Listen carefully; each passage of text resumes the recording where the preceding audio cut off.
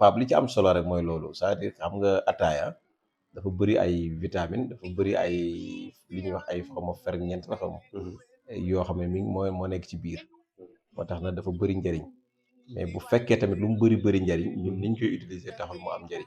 mooy li faral di wax rek ni ñuy ataaya moom taxul mu am njëriñ. parce que sinon sax est-ce que du indi ay conséquences. waaw mais bu dee warga en tant que warga ci boppam.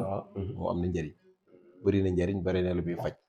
donc parce que am na ay vitamines am na lu ñuy wax catechine am na ay flavonoïdes te yooyu ay anti kii la oxydant yoo xamante ni daf ko bari la trop.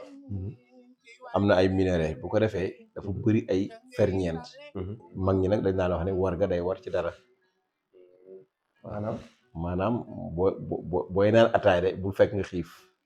maanaam da ngay lekk ba suur da ngay jiital teg ko ci. waaw da ngay lekk ba suur doo nga naan warga moo tax ñu ne warga day war ci dara. moom day aider à prévenir les maladies chroniques maladies chroniques yëpp. moom booy naan ataaya.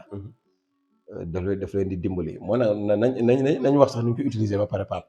comme que nee nañ ni ñu koy utiliser baaxul. waaw ataaya bi ci gën a mooy bi gën a oyof. comme ni ko naar yi defee gis nga ataaya naar yi. boobu moo baax. day oyof ak kay leer nañ. xam boo nee nii rek gis kii. Jumaay Tuuba. waaw. mais rek ko wax waaye nga ko xelal kaas. waaw yëkkati kaas nga ko Jumaay Tuuba. waaw kay mu ngoog boobu sa taaj daa leer. waaw daa leer boobu baax. mais ataaya bi nga xamante ni tey noonu lañ ko def genre infusion rek wala kii ko noonu mu leer. te boo ko suukar bu ko suukaree ci kaw taal bi. suukar yi da nga koy wàccee suukar ko noonu. donc boo defee tamit baax na ci obésité ñi nga xam ne ñoo am yaram am nañoo obèse baax na ci ñoom. day renforcer aussi le système immunitaire day indi défense de l'organisme. donc day tax tamit comme li ñu wax sànq feebar yu bëri. bu la naree dal moom mën na ko. les maladies cardiaques aussi tout ce qui est maladie cardiaque war ko baax na ci mooy problème mu dënn xol ak yu demee noonu. moom mën nga koy utiliser di ci naan ay 4 kaas par jour baax na doy na. mais nag bu nee 4 kaas nag waxuñu comme ni ñuy ataaya ñun bu dee ataaya bu oyof la ñu wax mën nga jël benn ba ñaar ba ñett ba ñeent gën ngaa bari ci journée bi doy na. ataaya tamit bu la neexee Pape yu bëri mën na ànd ak moom mën na ànd ak jinjeer yàqu ci dara.